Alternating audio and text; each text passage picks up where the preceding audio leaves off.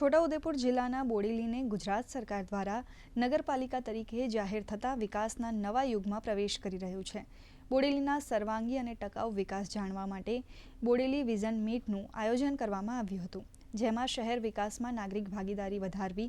વિકાસના પ્રાથમિક ક્ષેત્રોની ઓળખ કરવી, બોડેલી માટે સામૂહિક દૃષ્ટિકોણ તૈયાર કરવો, આદિવાસી સંસ્કૃતિ અને સ્થાનિક જરૂરિયાતોને અનુરૂપ સમાવેશી વિકાસને પ્રોત્સાહન આપવા જેવા વિષયો પર ચર્ચા કરવામાં આવી હતી. કાર્યક્રમમાં સાંસદ જશુ રાઠવા, ધારાસભ્ય અભયસિંહ તડવી, રાજેન્દ્રસિંહ રાઠવા, જયંતિ રાઠવા સહિતના આગેવાનો જોડાયા હતા.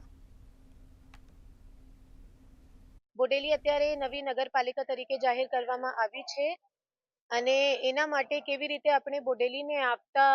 અમુક વર્ષોમાં જોઈએ એક ડેવલપમેન્ટ પ્લાન નક્કી કરવામાં કેવી રીતે નક્કી કરીએ એના માટે જ બધા ચૂંટાયેલા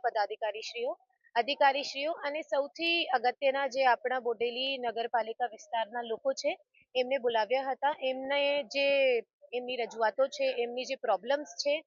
અને ખરેખર આ લોકો બોડેલીને કેવી રીતે જુએ છે આવતા 20 વર્ષમાં 25 વર્ષમાં આ બધા લોકોએ રજૂ કર્યું છે અને એના મુજબ એક ડેવલપમેન્ટ પ્લાન નક્કી કરવામાં આવશે, જેનાથી આપણે ડેવલપ્ડ પ્લાનિંગ કરીને બોડેલીને એક સ્માર્ટ સિટી જે ફ્યુચરિસ્ટિક સિટી આપણે જેમને કહીએ આ સિટી બનાવી શકીએ.